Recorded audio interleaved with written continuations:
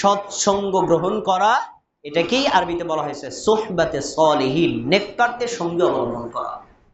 আলহামদুলিল্লাহ, আল্লাহ তাআলার অপার দয়া, আমরা ভেজালের বিভ্রান্ত জালের মায়াজালের মধ্য থেকে সঠিক দিন গ্রহণ করেছি, এটা আল্লাহর দয়া।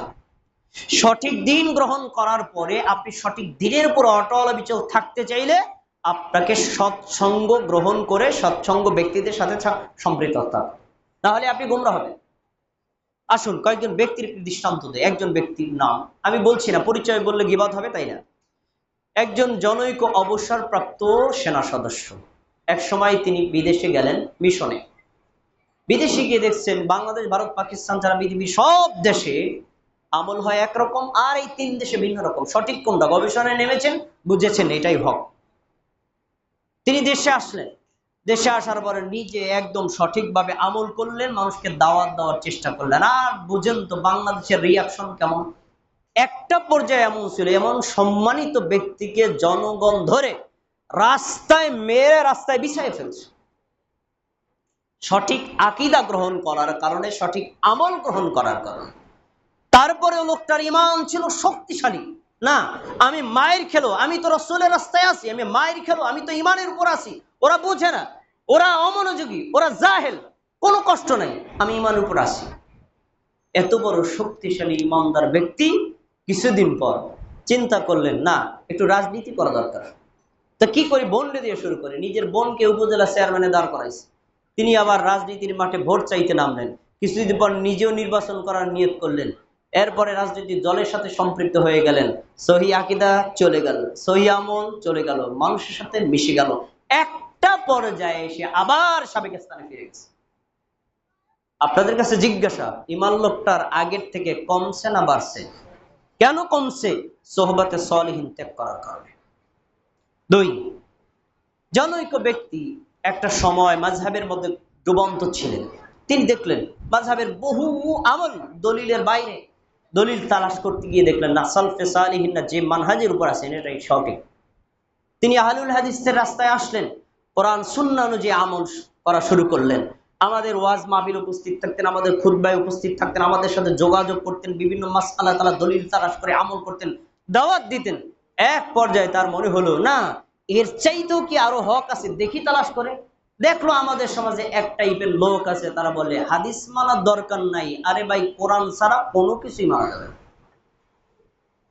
আরে হাদিস অস্বীকারী লোকটা এই হাদিস অস্বীকারীদের খপ্পরে পড়ে এক পর্যায়ে আমাদের ওয়াজ শোনা বন্ধ করে দিলেন, আমাদের খুতবা শোনা বন্ধ করে দিলেন, নামাজও বন্ধ করে দিয়েছেন।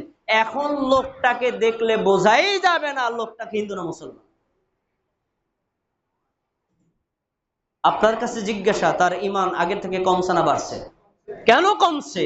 সোহবতে সলিহিন ত্যাগ করার কারণে। সব আমার বাস্তব জীবন বলে, আমি একদম রেফারেন্স বলে দিতে পারবো অমুক ব্যক্তি, কিন্তু গীবাত হওয়ার কারণে আমি নাম বলছি না। এইভাবে আরেকজন ব্যক্তির কথা শুনুন। একজন ব্যক্তি ইমামতি করতেন, হাফেজ আলেম। তিনি যখন সালফে সালিহিনের বই পড়লেন, দেখলেন কিরে, আমরা তো অনেক বিদআত করি, অনেক শিরকের মধ্যে লিপ্ত আছি, আর এই বিদআত এবং শিরকের নেতৃত্বে এসেছি আমরা। তো ঠিক আছে না, মানুষকে দেখি বোঝানোর চেষ্টা করি। তিনি যখন মসজিদের মুসল্লিদেরকে বোঝানোর চেষ্টা করলেন, মুসল্লি বললেন লোকটা আহলে হাদিস হয়ে গেছে, খেদাও তারে। সত্য কথা বললে তো ইমামতি টেকে না, উনি ইমামতি ছেড়ে দিলেন। ইমামতি করব না, তারপরে হকের উপর থাকবো, প্রয়োজনে রাস্তায় হকারি ব্যবসা করব, তারপরে আমি শিরক করব না, বেদাত করব না। এই পর্যায়ে যখন তিনি ছিলেন, ইমামতি তার কম ছিল না বেশি ছিল? বেশি ছিল। ভালো কথা। একটা পর্যায়ে তিনি ব্যবসায় এমন ভাবে যুক্ত হলেন, তিনি আমাদের ওয়াজ মাহফিলেও যান না, আমাদের জুমার খুতবাও শোনেন না, আমাদের মসজিদেও সালাত আদায় করেন না। তার পোশাকের পরিবর্তন, তার দাড়ির পরিবর্তন। এখন সে ব্যবসায় নামছে, তার দোকানে কিনতে গেলে সে আলেম না জাহেল, সে আমলদার না বেঈমান, তা বোঝারও কোনো লক্ষণ নাই। আপনাদের কাছে জিজ্ঞাসা, লোকটার ঈমান বর্তমানে কমছে না বাড়ছে? কেন কমছে? কারণ ওই যে সোহবতে সলিহিন ত্যাগ করার কারণে। আপনাদের সবাইকে অনুরোধ করে বলছি, আমি যে উদাহরণগুলো দিলাম আপনাদের চোখের সামনে এরকম বহু মানুষের উদাহরণ আপনার সামনে আছে।